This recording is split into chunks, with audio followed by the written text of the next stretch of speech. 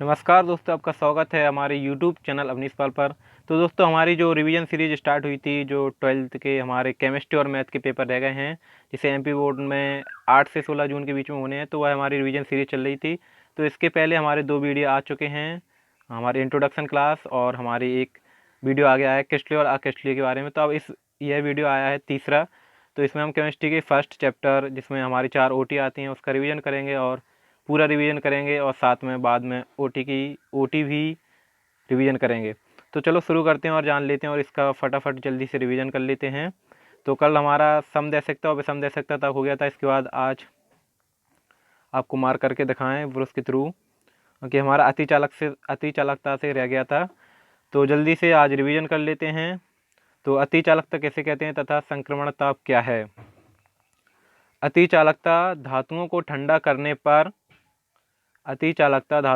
करने पर उनका प्रतिरोध समाप्त हो जाता है तथा चालकता कई गुना बढ़ जाती है। ऐसी धातुओं को अतिचालक कहते हैं और उनका यह गुण अतिचालकता कहलाता है।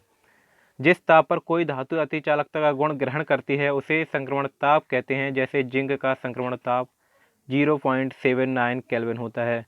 तो इसमें थ्योरी इसलिए पढ़ रहे हैं पूरी, क्योंकि इन्हीं थ्योरी से पूरी OT बनती हैं। तो इसमें देखो एक महत्वपूर्ण पॉइंट आया है, जो ब्रुश के थ्रू आपको दिखाऊं कि जो जिंक का संक्रमण ताप है, आपको दिख रहा होगा यहाँ, उस पर मार्क कर दिया मैंने। तो इसे ध्यान रखने की बात है कि इसीलिए हम थ्योरी पढ़ रहे हैं पूरी। जब हमें थ्योरी की जानकारी होगी तो हम OT भी सॉल्व कर लेंगे। तो ये ध्यान रखने की बात है कि जिंक का संक्रमण ताप 0.79 केल्विन होता है। चलो आगे बढ़ते हैं। अतिचालकता का एक उदाहरण, ये भी OT बन सकती है कि अतिचालकता का एक उदाहरण दीजिए। तो आपको एक उदाहरण दिख रहा होगा ब्लू में, उदाहरण YBA2, जूम करके दिखाते हैं, YBA2CU2O7। तो अतिचालकता का उदाहरण पूछा जाए तो हमने सूत्र बता दिया है। उसके बाद अतिचालकता के उपयोग, तो अतिचालकता के उपयोग देख लेते हैं, इंपॉर्टेंट नहीं है। अतिचालकता उपयोग पहला तो होता है इलेक्ट्रॉनिक में, दूसरा है विद्युत धारा के संचरण में, तीसरा है नेविगेशन परिवहन में, चौथा है इलेक्ट्रॉनिक उपकरण बनाने में। उसके बाद ये आ रहा है हमारा नेक्स्ट क्वेश्चन है विद्युत संयोजक तथा सहसंयोजक आणविक तथा धात्विक ठोसों में अंतर। तो ये हमारा 4 नंबर का क्वेश्चन तो नहीं आता है, लेकिन इनमें से OT जरूर बनती हैं। तो इन्हें पढ़ ले रहा है, जब हमें इन सब की जानकारी हुई तो हमारी OT आराम से सॉल्व हो जाएंगी। तो पहले देख लेते हैं विद्युत संयोजक ठोस। तो इसमें दिख रहा है, इसमें परिभाषा लिखी है, वह ठोस जो धनायन तथा ऋणायन से मिलकर बनते हैं तथा जिनके अवयवी कणों के मध्य विद्युत संयोजक बंध पाए जाते हैं, उन्हें विद्युत संयोजक ठोस कहते हैं। तो इसमें OT बन सकती है कि ये किन किन से मिलकर बनते हैं, धनायन ऋणायन, तो किसी भी प्रकार से पूछ सकते हैं। उसके बाद इनमें कौन से बल पाए जाते हैं, तो विद्युत संयोजक बंध पाए जाते हैं। उसके बाद जो दूसरा है हमारा सहसंयोजक ठोस, वह ठोस जो परमाणु से मिलकर बनते हैं तथा जिनके अवयवी कणों के मध्य सहसंयोजक बंध पाए जाते हैं, उन्हें सहसंयोजक ठोस कहते हैं। इसके बाद हमारा आता है तीसरा आणविक ठोस। तो वह ठोस जो अणुओं से मिलकर बनते हैं जिनके अवयवी कणों के मध्य वांडर वाल बल पाए जाते हैं, उन्हें आणविक ठोस कहते हैं। इसके अलावा हमारा लास्ट है धात्विक ठोस। तो वह ठोस जो धनायन से मिलकर बनते हैं तथा जिनके अवयवी कणों के मध्य धात्विक बंध पाए जाते हैं, उन्हें धात्विक ठोस कहते हैं। इसके बाद हमारे अगले पॉइंट भी हैं। तो जो हमारे सेकंड पॉइंट हैं, जो हमारे पहला क्या था,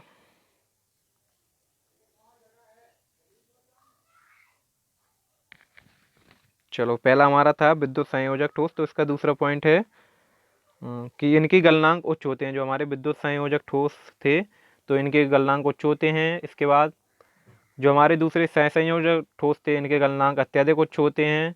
उसके बाद हमारे जो तीसरा था आणविक ठोस, इनके गलनांक निम्न होते हैं। और जो हमारा लास्ट था धात्विक ठोस, इनके गलनांक उच्च होते हैं। तो इसका तीसरा पॉइंट है, जो हमारा पहला था, यह कठोर तथा भंगुर होते हैं। और दूसरा हमारा सहसंयोजक था, यह अत्यधिक कठोर होते हैं। और तीसरा था, यह जो हमारे आणविक ठोस थे, यह मुलायम होते हैं।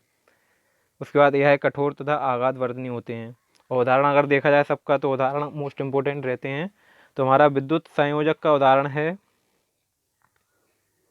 NaCl तथा KCl। उसके बाद जो हमारा सहसंयोजक का उदाहरण है हीरा तथा ग्रेफाइट। और उसके बाद जो हमारा तीसरे नंबर का था आणविक ठोस, उसका उदाहरण है बर्फ और आयोडीन। उसके बाद चौथा था धात्विक ठोस, इसका सबसे बेस्ट उदाहरण लोहा और तांबा है। उसके बाद हमारा अगला क्वेश्चन, निम्न क्रिस्टलोग्राफी बिंदु को समझाइए। तो हमें ये जानने की ज़रूरत नहीं है, इम्पोर्टेंट नहीं है हमारे लिए, तो जो इम्पोर्टेंट है उसको देखते चलते हैं। तीसरा क्वेश्चन है हमारा अगला,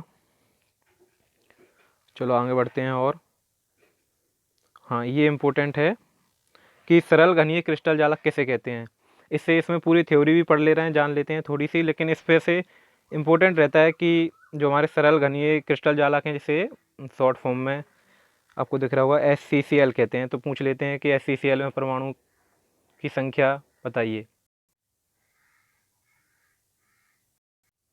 सॉरी, कुछ वीडियो प्रॉब्लम हो गई थी, तो इसको दोबारा से देख लेते हैं। जो हमारी सरल घनीय क्रिस्टल जालक है, इसको शॉर्ट फॉर्म में SCCL बोलते हैं। इसमें परमाणु की संख्या कितनी होती है? 1 होती है। तो ये ध्यान रखने बात है, क्योंकि ये ऑप्शन टाइप क्वेश्चन बनता है हमारा कि सरल घनीय क्रिस्टल जालक में परमाणु की संख्या या SCCL में परमाणु की संख्या, तो उसका आंसर है 1। चलो आगे देखते हैं। जो हमारा दूसरा है फलक केंद्रित घनीय क्रिस्टल, तो इसे शॉर्ट फॉर्म में FCCL बोलते हैं, जो आपको दिख रहा होगा। तो इसमें परमाणु संख्या 4 होती है। फलक केंद्रित घनीय क्रिस्टल या FCCL में परमाणु संख्या 4 होती है। इसे डायरेक्ट याद रखना है, क्योंकि जो तरीका है निकालने का वो भी जानने का समय नहीं है। तो डायरेक्ट 3 पॉइंट है, उनको याद रखना है। उसके बाद जो हमारा तीसरा है अंतः केंद्रित घनीय क्रिस्टल या काय केंद्रित घनीय क्रिस्टल, तो और इसको शॉर्ट फॉर्म में बोलते हैं VCCL, आपको दिख रहा होगा VCCL, जिसमें परमाणु संख्या 2 होती है। तो ये तीनों चीज़ों को ध्यान रखना है कि सरल में होती है 1, या SCCL बोल सकते हैं, उसके बाद FCCL में 4 और इसमें 2, तो इसे ध्यान रखना। उसके बाद आगे बढ़ते हैं। अगला क्वेश्चन है क्रिस्टल ज्यामिति के आधार पर क्रिस्टल कितने प्रकार के होते हैं। तो ये इसमें दिए हैं कि क्रिस्टल ज्यामिति के आधार पर 7 मूल प्रकार के निम्न क्रिस्टल होते हैं। जो हमें इनके नाम भी दिए हैं, तो नाम जानने की जरूरत नहीं है, तो बस इतना ध्यान रखना है कि क्रिस्टल ज्यामिति के आधार पर क्रिस्टल कितने प्रकार के होते हैं? 7 प्रकार के। तो चलो और देखते हैं, आगे बढ़ते हैं। अगला क्वेश्चन क्या है, ठोसों में संकलन को समझाइए। ठोसों में संकलन इतना इम्पोर्टेंट नहीं है, तो और आगे बढ़ते हैं। और इतना ध्यान रख सकते हैं कि ठोसों में संकलन होता है वो 2 प्रकार से होता है, वर्ग निविड संकलन और षटकोणीय निविड संकलन। तो चलो आगे और बढ़ते हैं, क्या है। हाँ, इसके बाद अगला क्वेश्चन आता है कि रिक्ति किसे कहते हैं। तो इसको थोड़ा जान लेते हैं, रिक्ति किसे कहते हैं। ठोस के गोले के मध्य रिक्त स्थान को रिक्ति कहते हैं। यह 4 प्रकार की होती है, त्रिविमीय रिक्ति, चतुर्थफल की रिक्ति, अष्टफल की रिक्ति, घनीय रिक्ति। तो इनको डीपली जानने की जरूरत नहीं है, आपको ऐसे ही बता दे रहे हैं। अगर 3 जो हमारे क्रिस्टल हैं, 3 उनके मध्य जो रिक्त स्थान रहता है उसे त्रिविमीय रिक्ति कहते हैं। और जो चार हमारे क्रिस्टल हैं, गोले हैं, उनके भी जो रिक्त स्थान बचता है उन्हें चतुर्थ फल की रिक्ति कहते हैं। उसके बाद अष्टफल की, जो हम 6 गोले रखते हैं तो उसके मध्य जो स्थान बचता है उसे अष्टफल की रिक्ति। उसके बाद घनीय रिक्ति, यानी 8 के मध्य जो रिक्ति बचती है उसे अष्टफल की रिक्ति कहते हैं। और उसके बाद आगे देखते हैं। अगला क्वेश्चन है हमारा, त्रिज्या अनुपात क्या है या सीमांत त्रिज्या अनुपात किसे कहते हैं। इसको ऐसे भी पूछ सकते हैं, आयनिक त्रिज्या अनुपात क्या है या रेडियो रेसो रूल क्या है। तो ये जान लेते हैं, और क्योंकि इसका फॉर्मूला है, कहीं यूज भी हो सकता है। तो किसे कहते हैं, किसी क्रिस्टल में उपस्थित धनायन की त्रिज्या तथा ऋणायन की त्रिज्या के अनुपात को आयनिक त्रिज्या अनुपात कहते हैं। इसे सीमांत त्रिज्या अनुपात भी कहा जाता है। तो इसका फॉर्मूला होता है त्रिज्या अनुपात का धनायन की त्रिज्या अपॉन ऋणायन की त्रिज्या।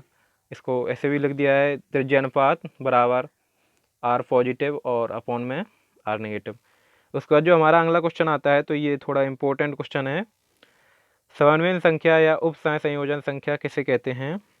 तो इससे क्वेश्चन बन सकता है, तो हम देख लेते हैं इसको कि किसी भी आयन को विपरीत आवेश वाले जितने आयन घेरे रहते हैं उसे उस आयन को समन्वयन संख्या कहते हैं। इसे उप संयोजन संख्या भी कहते हैं। क्योंकि इसे गोल्ड स्मिथ ने खोजा था, इसलिए इसे गोल्ड स्मिथ संख्या कहते हैं। तो ये पॉइंट इंपॉर्टेंट है कि गोल्ड स्मिथ संख्या कहीं पूछ लिया किसे कहते हैं, तो हम बता सकते हैं कि समन्वयन संख्या को ही गोल्ड स्मिथ संख्या कहते हैं, या उप संयोजन संख्या को ही गोल्ड स्मिथ संख्या कहते हैं। तो ऐसे पॉइंट हैं जो ध्यान रखने लायक हैं, तो इसलिए थ्योरी पढ़ रहे हैं। उसके बाद इसका उदाहरण दिया है, जैसे निम्न उदाहरण में Fe पॉजिटिव को 6 Cn नेगेटिव आयन घेरे हुए हैं, अतः Fe आयन को समन्वयन संख्या 6 होगी। तो ये देखने लायक है, आपको देख लें कि जैसे Fe पॉजिटिव इसको 6 Cn घेरे हुए हैं, तो इसकी समन्वयन संख्या Fe की समन्वयन संख्या 6 होगी। तो ये जानने लायक था। उसके बाद हमारा समन्वयन संख्या पर दाब तथा ताप का क्या प्रभाव पड़ता है। तो ये हमारी ऑप्शन टाइप क्वेश्चन बन भी सकता है। तो हमें थ्योरी में दिया उसको पढ़ लेते हैं और क्या नॉलेज, उसके बाद ओटी तो सॉल्व करेंगे ही। तो 7वें संख्या पर जो हमारा दाब बढ़ाएंगे या कम करेंगे या ताप बढ़ाएंगे कम करेंगे तो क्या प्रभाव पड़ेगा उसको जान लेते हैं। तो छोटा सा है, दाब बढ़ाने पर 7वें संख्या का मान बढ़ता है। तो ये ध्यान रखने बात है कि जब हम दाब बढ़ाएंगे तो 7वें संख्या का मान बढ़ेगा, और हम ताप बढ़ाएंगे जबकि ताप बढ़ाने पर 7वें संख्या का मान घटता है। तो इनमें से पॉइंट ध्यान रखने की और अच्छे से ध्यान रखने की है, क्योंकि क्या पता ऑप्शन बना के पूछ भी लें क्वेश्चन। उसके बाद हमारा जो अगला क्वेश्चन आता है, 7वें संख्या तथा त्रिज्या अनुपात में क्या संबंध है। तो इसको देख लेते हैं, त्रिज्या अनुपात और 7वें संख्या में क्या संबंध है। तो दोस्तों इसमें पीछे से देखेंगे, आपको मार्क करके बता दे रहे हैं। इसमें जो दिया है त्रिज्या अनुपात दिया है, एक कॉलम, इस दूसरे में 7वें संख्या है, तीसरे में संरचना है और चौथे में उदाहरण है। तो पहले उदाहरण देखेंगे क्या होता है, उसके बाद ज्यामितीय संरचना, फिर संख्या, समन्वय, उसके बाद त्रिज्या अनुपात। तो हमारा सबसे पहला जो उदाहरण दिया है CHCl, तो CHCl उदाहरण है और इसका ज्यामितीय संरचना कैसी होती है, घनीय होती है। और उसके बाद जो हमारी 7वें संख्या होती है CHCl की, वो 8 होती है। और त्रिज्या अनुपात है वो हमारी 0.732 से 1.0 तक होती है। तो ये चार्ट ध्यान रखने लायक है, क्योंकि इन्हीं में से कहीं से भी क्वेश्चन बन सकता है। उसके बाद हमारा दूसरा जो आता है NaCl, तो इसकी ज्यामिति कैसी होती है, हमारी अष्टफलकी होती है। और संख्या 7वें संख्या कितनी होती है, 6 होती है। और अगर त्रिज्या अनुपात पूछ लिया जाए तो त्रिज्या अनुपात 0.524 से 0.414 होती है। उसके बाद हमारा तीसरा है ZNS, जो है हमारा चतुर्थफलकीय, और जो इसकी 7वें संख्या है हमारी 4, त्रिज्या अनुपात 0.225 से 0.414। तो ये चार्ट ध्यान रखने लायक है, इसको पॉज करके देख भी सकते हैं, याद कर लो, क्योंकि यहीं से भी क्वेश्चन बन सकते हैं। उसके बाद अगला जो क्वेश्चन है आगे देखते हैं अभी। तो हमारे जो नोट्स में दिए हैं वो सारे क्वेश्चन नहीं कर रहे हैं, तो जो हमारे मोस्ट इंपॉर्टेंट है, जो ज़रूरी है जानना, तो उनकी थ्योरी पढ़ ले रहे हैं।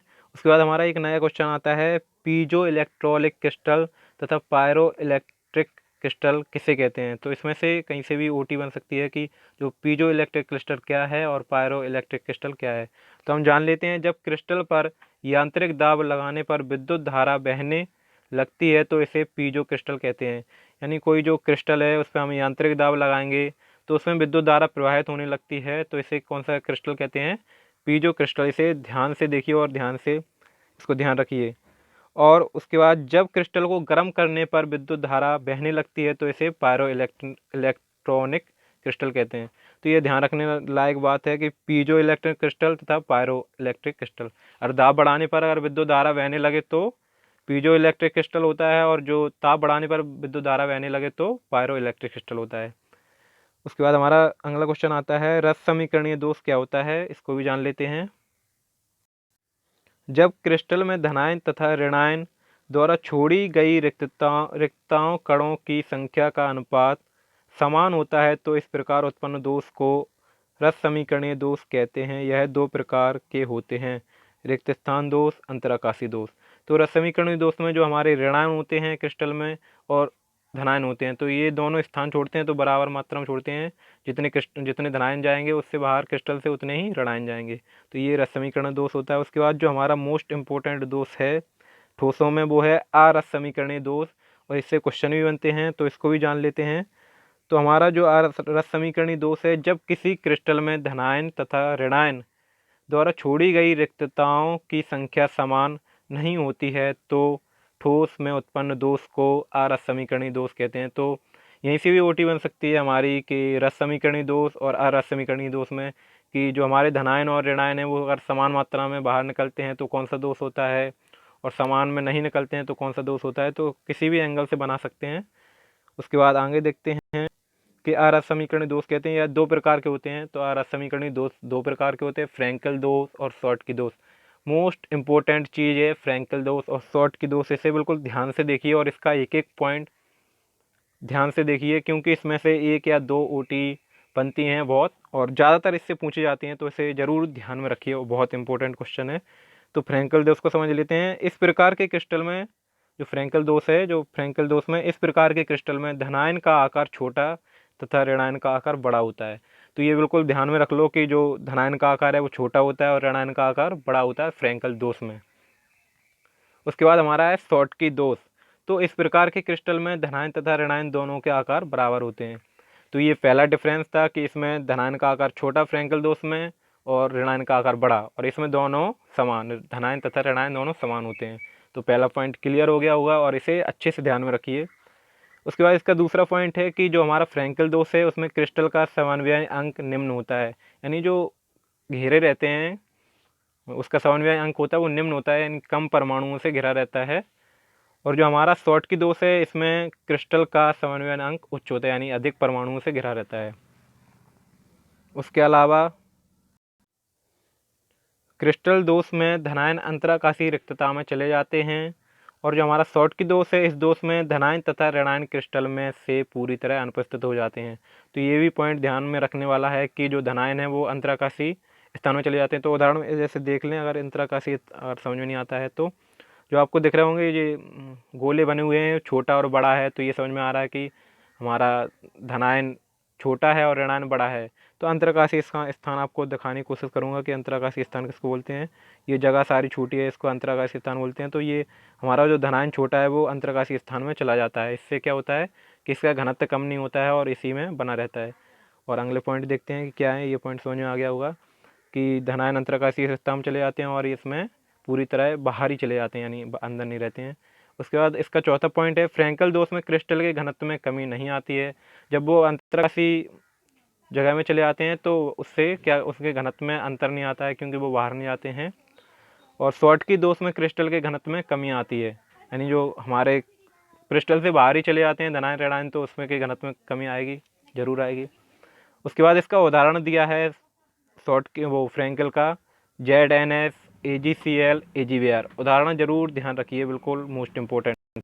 और जो हमारे फ्रैंकल वो शॉर्टकी दोष है उसमें हमारे उदाहरण हैं NaCl और KCl। तो ये पांचों पॉइंट एक बार देख लेते हैं कि धनायन आकार वो फ्रैंकल दोष में धनायन का आकार छोटा और ऋणायन का आकार बड़ा होता है। शॉर्टकी में दोनों धनायन ऋणायन बराबर होते हैं। उसके बाद इस दोष में क्रिस्टल का समन्वय अंक निम्न होता है और इस दोष में क्रिस्टल का समन्वय अंक उच्च होता है।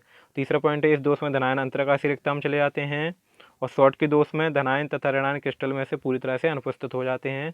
जो चौथा पॉइंट है हमारा, फ्रैंकल दोष में क्रिस्टल के घनत्व में कमी नहीं आती है और शॉर्टकी दोष में क्रिस्टल घनत्व में कमी आती है।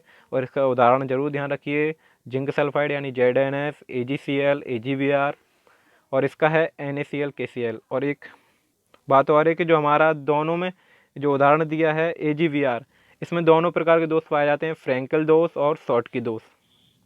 तो ये इम्पोर्टेंट है और इसे ध्यान रखिए। उसके बाद हमारा अगला क्वेश्चन आता है, एफ केंद्र क्या है। तो इसको भी जान लेते हैं, एफ केंद्र क्या है जल्दी से। जब किसी क्रिस्टल में से ऋणायन अनुपस्थित हो जाता है तो ऋणायन रिक्तता उत्पन्न हो जाती है।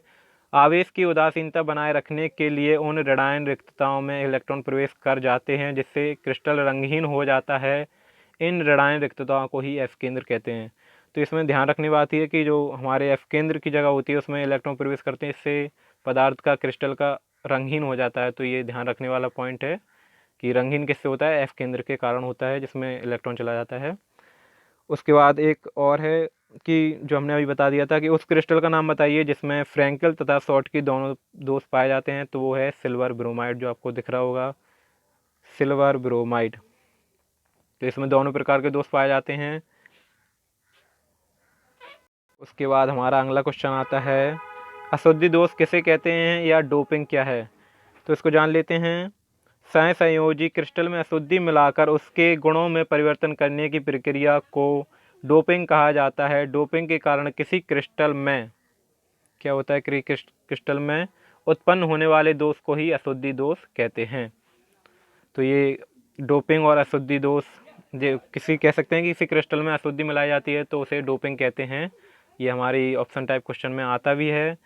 उसके बाद हमारे जो क्वेश्चन है, अर्धचालक किन्हें कहते हैं, तो हमें पता ही है अर्धचालक किन्हें कहते हैं, आंतरिक अर्धचालक, बाह्य अर्धचालक, इतनी जानने की ज़रूरत नहीं है। उसके बाद देखते हैं आगे, एन प्रकार के अर्धचालक, पी प्रकार के अर्धचालक आपको पता ही होंगे। उसके बाद और आगे, हाँ इसमें अब देखने वाली बात है कि जो हमारी ओटी आती हैं जो हमने पढ़ लिया है, तो इसके ओटी भी सॉल्व कर लेते हैं। तो अब यहाँ से ध्यान देना, और मैं ओटी पढ़ूंगा तो आप भी जल्दी से दिमाग लगा के सॉल्व करने की कोशिश करना। वैसे सॉल्व इसमें दिए हैं, तो सबसे पहले ओटी है जो हमारी लिखी है, रिक्त स्थानों की पूर्ति कीजिए। तो डेड डैश दिया है, AgBr में फ्रैंकल तथा शॉर्ट की दोष दोनों पाए जाते हैं। तो इसमें पहले इसे हमें आंसर दिया है और आंसर मिलेंगे। उसके बाद दूसरी हमारी ओटी है, एफ केंद्र क्रिस्टल रंगीन हो जाते हैं, एफ केंद्र के कारण क्रिस्टल रंगीन हो जाते हैं। तो दोस्तों आपको ये बता दें कि जो हमारी ये सर की नोट्स है तो उसी को आपके साथ शेयर कर रहे हैं। इसके बाद जो हमारी और चीज़ें हैं उनमें ओटी दी हैं, तो वक्त मिलेगा तो वो भी शेयर करेंगे। तो इसमें जो ओटी हैं इन्हें सॉल्व करने की कोशिश करते हैं और जान लेते हैं। इसमें तीसरी ओटी है, क्योंकि इसमें 4 नंबर की हमारी ऑफिसर टाइम क्वेश्चन आने हैं, तो तीसरी ओटी क्या है जान लेते हैं। एक माचिस की डिबिया विषम लंबाक्ष को प्रकट करती है। इसमें सीधी सीधी सॉल्व दी हैं, तो हम सीधे सीधे आपको पढ़ के सुना दे रहे हैं। तो चौथी हमारी इलेक्ट्रॉनिक युक्त ऋणायन रिक्तता को एफ केंद्र कहते हैं। इलेक्ट्रॉन युक्त ऋणायन रिक्तता को क्या कहते हैं, एफ केंद्र कहते हैं। उसके बाद पांचवी ओटी है, क्रिस्टल में अशुद्धि मिलाने की प्रक्रिया को क्या कहते हैं, अभी पढ़ा था हमने, डोपिंग कहते हैं। उसके बाद हमारा जो छठवा है, फ्रैंकल दोष में घनत्व में कोई परिवर्तन नहीं होता, हमने पढ़ा था, क्योंकि फ्रैंकल दोष में वो अंतराकाशी जगह में चला जाता है हमारा धनायन, तो इससे उसके घनत्व में कोई परिवर्तन नहीं होता, ये ध्यान रखने वाली बात है। उसके बाद है सातवां पॉइंट है, जिनकी चालकता स्वचालक तथा कुचालक के मध्यवर्ती होती है उन्हें अर्धचालकता कहते हैं। तो ये हमने नहीं पढ़ा था, वैसे भी हमें पता है जिसकी चालकता और स्वचालक के बीच में होती है, और नहीं पढ़ा था तो आप जान लेते हैं इसमें ओटी में, क्योंकि इसमें तो ओटी आनी है। उसके बाद हमारा आठवां क्वेश्चन है, क्रिस्टल में कुल 23 सममित तत्व होते हैं। तो क्रिस्टल होता है उसमें कितने, 23 सममित तत्व होते हैं। उसके बाद हमारी ओटी 9 नंबर की ओटी है, कुल 7 प्रकार के क्रिस्टल तंत्र होते हैं। कुल 7 प्रकार के क्रिस्टल तंत्र। अगला क्वेश्चन हमारा 10वां, तो ब्रावेश क्रिस्टल जालक की संख्या कितनी होती है, 14, जो हमने अभी नहीं पढ़ा है, लेकिन अब ध्यान रखना कि जो ब्रावेश क्रिस्टल जालक हैं उनकी संख्या कितनी होती है, 14 होती है। और ये अगली 4 ओटी आने वाली है ना, इनके आंसर आपको देखना नहीं है और बताना है। HCCl में परमाणु की संख्या पढ़ा था 1, और FCCl में परमाणु की संख्या आप बताइए, आंसर साइड नहीं देखिए क्योंकि आंसर दिख रहे हैं। FCCl में परमाणु की संख्या 4 होती है, और VCCl में परमाणु की संख्या 2 होती है। तो इनको शॉर्ट फॉर्म दिया है, ऐसे भी पूछ सकते हैं या ऐसे भी पूछ सकते हैं। सरल घनीय क्रिस्टल जालक की में परमाणु की संख्या बताइए तो 1 होती है, फलक केंद्रित में बताइए तो 4 होती है, और जो काय केंद्रित में होती है वो BCCl प्रकट करते हैं, उसमें कितनी होती है, परमाणु की संख्या 2 होती है। उसके बाद हमारी जो अगली 14 आ रही है, उसमें 14 नंबर की ओटी है, NaCl की रचना फलक केंद्रित होती है, हमें पता है फलक केंद्रित होती है। उसके बाद CSCl की रचना अंतः केंद्रित होती है। चलो हमारे रिक्त स्थान पूरे हुए। अब इसके बाद हैं सत्य असत्य आते हैं। चलो सत्य असत्य इसमें दिए हैं तो पढ़ लेते हैं। जिंक का संक्रमण ताप जो हमने पहले ही पढ़ा था, इसको मैंने कहा था ध्यान रखना, 0.79 केल्विन होता है। उसके बाद हमारी सत्य असत्य में दूसरी ओटी है, हीरा एक सहसंयोजक ठोस है, सत्य। उसके बाद हमारा ये तीसरी ओटी इंपॉर्टेंट है, n लैम्डा बराबर 2d साइन थीटा वृक्ष समीकरण कहलाता है। ये हमने नहीं पढ़ा है, लेकिन यहाँ जान लेते हैं कि n लैम्डा बराबर 2d साइन थीटा वृक्ष समीकरण कहलाता है। ये कईयों बार ओटी पूछी जाती है। उसके बाद आगे देखते हैं ओटी क्या है, कि कांच एक आवासी ठोस है, सत्य, आवासी ठोस है। उसके बाद कांच एक, जो हमने पढ़ा था कि कल पिछले वीडियो में पढ़ा था, और आपने पिछला वीडियो नहीं देखा है उसमें हमने क्रिस्टल और क्रिस्टल पढ़ाई थी, जिसमें कांच हमारा उसमें एक पॉइंट दिया था आवासी ठोस और वास्तविक ठोस वाला। तो हमारा कांच क्रिस्टल में आता है, जिसको क्या होता है, आवासी ठोस होता है। यदि आपने वो पिछला वीडियो नहीं देखा तो वो भी देखिए। उसके बाद आगे बढ़ते हैं, 5वीं ओटी है, कांच एक एमोरफस ठोस है।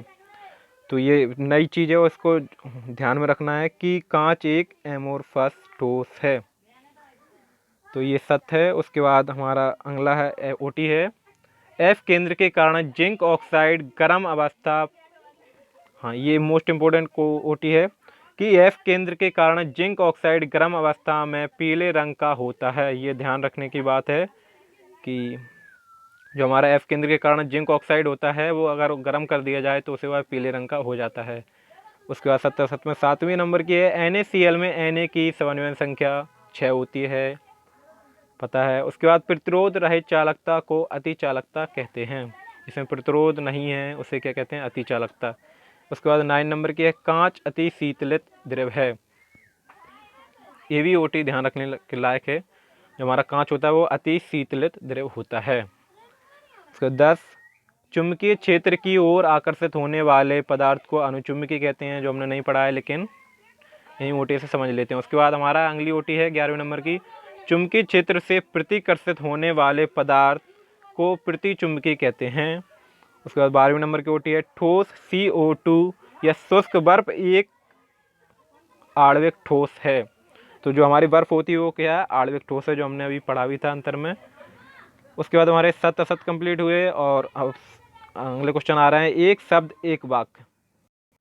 एक शब्द एक वाक्य में जान लेते हैं। जो हमारी पहली है नई सी है, CCP HCP तथा VCP संतुलन में संकलन क्षमता कितनी होती है। तो हमारे उत्तर में दिए 7%। तो इसे ध्यान रख लेना, CCP HCP तथा VCP में संकलन क्षमता कितनी होती है, 7%। उसके बाद हमारा जो इकाई दूसरी ओटी है, इकाई सेल का घनत्व सूत्र D बराबर ZmAQNA। तो ये मोस्ट इम्पोर्टेंट ओटी है कि D बराबर ZmAQNA। तो इसे ध्यान में रखना क्योंकि ये कई बार ओटी पूछी जाती है। इकाई सेल का घनत्व सूत्र क्या था, D बराबर ZmAQNA। एन ए छोटा बन गया, आपको दिख रहा होगा, नीचे जूम करके दिखा देते हैं। तो ये सूत्र होता है इकाई सेल का। उसके बाद हमारी जो अगली ओटी है, जर्मेनियम में इंडियम की अशुद्धि मिलाने से किस प्रकार का अर्धचालक प्राप्त होता है। तो ये हमने पढ़ा नहीं था लेकिन फिर भी हम जान लेते हैं कि जो जर्मेनियम है और इंडियम की अशुद्धि मिलाते हैं, ये त्रिसंयोजी होती हैं। तो किसी जो संयोजी होते हैं हमारे जर्मेनियम या सिलिकॉन होते हैं, उसमें त्रिसंयोजी तत्वों की अगर अशुद्धि मिला दिया जाए तो उसे P प्रकार का अर्धचालक होता है, और इसमें पंच संयोजी की मिला दिया जाए तो उसमें N प्रकार का अर्धचालक होता है।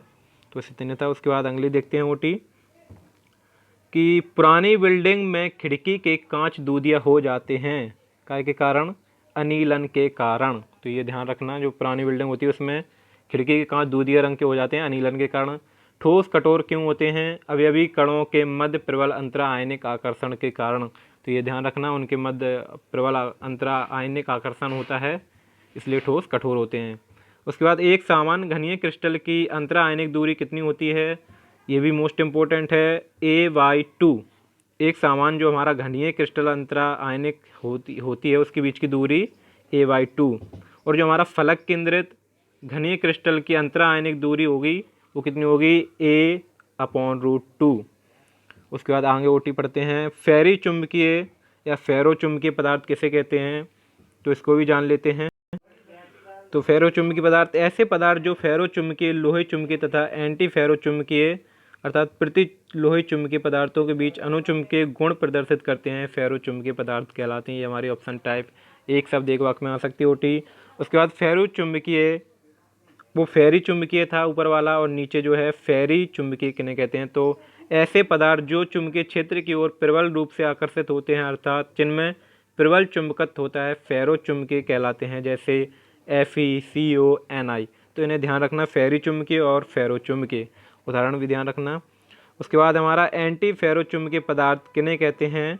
तो ऐसे पदार्थ जो अपेक्षा से बहुत कम अनुचुंबकत्व प्रकट करते हैं, एंटी फेरो चुंबकीय पदार्थ कहलाते हैं, Fe2O3। तो दोस्तों हमारे शायद अब हाँ यहीं तक एंड है, 2 पेज और बचे हैं तो इनको भी जल्दी से रिवीजन कर लेते हैं। तो हमारी 11वां है कि सर्वप्रथम कणांद परमाणु की अवधारणा प्रस्तुत की। जो परमाणु की हमारी अवधारणा थी वो जो हमारे 11वीं क्लास का क्वेश्चन है, तो महर्षि कणांद ने की थी। तो ये आ गया तो पढ़ लिया। उसके बाद धात्विक ठोसों में चालकता धनायनों के कारण होती है। जो धात्विक ठोसों उसमें धनायनों के कारण चालकता होती है। उसके बाद हमारा है किसी इकाई सेल के लिए R बराबर A/√8 है तो वह क्या होगा, कौन सा वाला होगा, FCC यानी फलक केंद्रित होगा। उसके बाद हमारा है 14 क्लोराइड संरचना Ca डबल पॉजिटिव की कोऑर्डिनेशन नंबर अर्थात समन्वय अंक कितनी होती है, 8 होती है। ठोस कठोर होते हैं क्यों, ये हमने पढ़ लिया था। उसके बाद एक अणु की वर्गनिवेट संकलन परत में द्विविमीय उपसंयोजन संख्या क्या है, 4। तो इसको दोबारा से पढ़ के सुनाते हैं आपको। 16 नंबर का, एक अणु की वर्गनिवेट संकलित परत में द्विविमीय उपसंयोजक संख्या क्या है, 4। गर्म करने पर जिंक ऑक्साइड पीला हो जाता है, क्यों? तो ये कारण है क्यों हो जाता है। गर्म किए जाने पर जिंक ऑक्साइड ऑक्सीजन को खो देता है और जिंक ऑक्साइड के अंतराकाशी, उसके बाद एक लाइन गायब है। उसके बाद पढ़ते हैं, आवेश की उदासीनता को बनाए रखने के लिए उनके बगल वाले अंतराकाशी स्थानों में इलेक्ट्रॉन प्रवेश कर जाते हैं, जिसके कारण जिंक ऑक्साइड गर्म अवस्था में पीला हो जाता है। तो आपने कारण जान लिया है। उसके बाद संकलन क्षमता किसे कहते हैं? निम्न जालक को संकलन की क्षमता समझाइए। समझ में नहीं आ रहा क्या है। इसके बाद आगे पढ़ते हैं। हाँ, जो अगला पेज आने वाला है इसको इम्पोर्टेंट है, इसमें से क्वेश्चन बनते हैं कि जो जालक का प्रकार है और इसमें संकलन क्षमता कितनी है उसको जान लेते हैं। तो ये 4 है, बस यहीं पे ख़त्म करते हैं। तो पहला पॉइंट है, जो हमारा सरल घनीय क्रिस्टल जालक होता है HCCl, तो इसमें संकलन क्षमता कितनी होती है? 52.4%।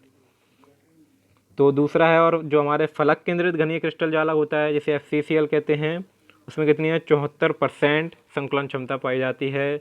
उसके बाद हमारा जो काय केंद्रित घनीय क्रिस्टल जालक है उसमें संकलन क्षमता 68% पाई जाती है। और जो हमारा लास्ट चौथा है, षटकोणीय निविड संकलित जालक, इसको बोलते हैं HCP, इसमें हमारी संकलन क्षमता 74% पाई जाती है। तो दोस्तों इस क्लास को यहीं समाप्त करते हैं, क्योंकि हमारा फर्स्ट जो ठोस अवस्था क्लास थी उसका रिवीजन पूरा हमने कर लिया है। तो ये रिवीजन और जो जानने के लिए ज़रूरी था वो जान लिया है। तो दोस्तों यही कहूँगा कि आप पढ़ तो रही हैं, क्योंकि सब वीडियो से नहीं होता है। आप अपनी पढ़ रहे हो, आप 24 घंटे में से 1-2 घंटे इसके थ्रू सीख सकते हैं। आप अपना तो पढ़ ही रहे हैं और इसके अलावा यहाँ से सीख सकते हैं, नई नई चीज़ें मिल सकती हैं कुछ शायद। तो इससे कुछ नॉलेज तो ज़रूर मिली होगी। तो मैं यही कहूँगा कि आपने वीडियो अगर यहाँ तक देखा है तो आप बहुत पेशेंस हैं और कुछ अच्छी नॉलेज मिलने वाली है। तो मैं यही कहूँगा कि लोगों के साथ शेयर कीजिए यार। जो MP बोर्ड के हमारे 8-10 दिन और 20 दिन बचे हैं, तो इनमें कुछ अगर सीख लें एक आध घंटे वीडियो देख के, तो कोई प्रॉब्लम नहीं है। कोई कुछ अगर हम पढ़ रहे हैं तो उनके साथ भी शेयर कर रहे हैं, तो आप भी शेयर कीजिए और हमें लाइक और अनलाइक करके ज़रूर बताइए, क्योंकि अगर वीडियो आपको पसंद आ रहे होंगे, लाइक करेंगे तो फिर मोटिवेट होऊंगा और नई वीडियो और लेके आऊँगा और अच्छे तरीके से। और अनलाइक करेंगे तो मैं भी समझ जाऊँगा कि हाँ क्या प्रॉब्लम कर रहे हैं, तो अगली बार सुधार करूँगा। आप कमेंट करके और ज़रूर बताइएगा। तो लास्ट में यही कहना चाहूँगा कि लोगों को वीडियो को शेयर कीजिए और आप सब्सक्राइब कीजिए अगर नए हो, और जुड़े रहिए, क्योंकि हम मैथ और केमिस्ट्री दोनों का पढ़ेंगे। अभी मैथ के एक भी वीडियो नहीं आए हैं। और एक बात और है कि आप चैनल पे अगर आपको परेशानी हो रही होगी तो हम वीडियो चैप्टर बाई चैप्टर डालेंगे, तो आपको प्लेलिस्ट में मिल जाएंगे, क्योंकि हम केमिस्ट्री और मैथ की दोनों प्लेलिस्ट अलग अलग बना देते हैं। तो आप वीडियो अगर मिस भी कर जाते हैं कभी कभी, तो आप वीडियो बाद में प्लेलिस्ट में जाके देख सकते हैं। और बस यही कहना चाहूँगा। और चैनल को लोग, अगर आप नए हो तो सब्सक्राइब करिए, और दोस्तों के साथ जो MP बोर्ड केमिस्ट्री और मैथ की तैयारी कर रहे हैं 12th की 8 से 16 जून के बीच में, तो उनके साथ शेयर कीजिए। और वीडियो को यहाँ तक देखने के लिए बहुत बहुत धन्यवाद। आप मिलते हैं अगली वीडियो में अगली चैप्टर के साथ।